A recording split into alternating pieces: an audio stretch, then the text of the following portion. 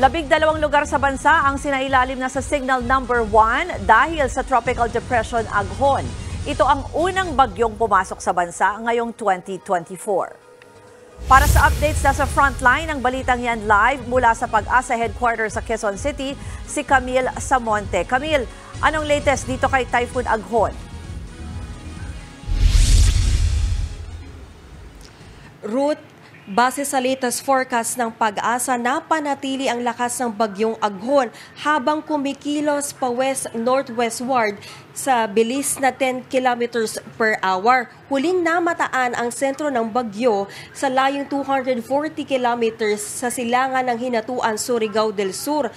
Taglay nito ang bilis ng hangin na nasa 45 kph at pagbugso na aabot sa 55 kph. Paalala naman sa mga taga-Eastern Visayas dahil posible raw na lumapit o maglandfall ang bagyo sa vicinity ng rehiyon bukas ng umaga bilang tropical storm. Dagdag pa ng Pag-asa makakaranas ng mga pagbaha, pagguho ng lupa at pag-apaw ng tubig sa ilog sa Bicol at Eastern Visayas.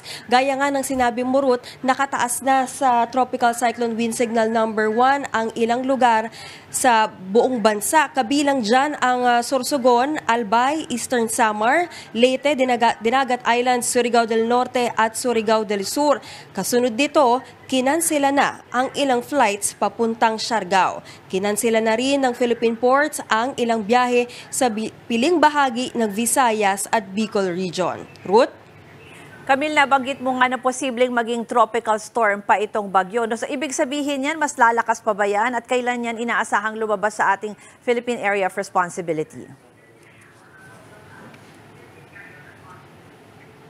Ruth, ayon sa Pag-asa, posible pa nga raw lumakas itong bagyo habang nilalakbay ang katubigan silangan Luzon. Maaari nga raw itong maging severe tropical storm pagdating ng Linggo. Posible naman lumabas ito sa Philippine Area of Responsibility pagdating ng Martes. Ruth? Maraming salamat, Camille Samonte. Mga kapatid, ako po si Ruth Cabal.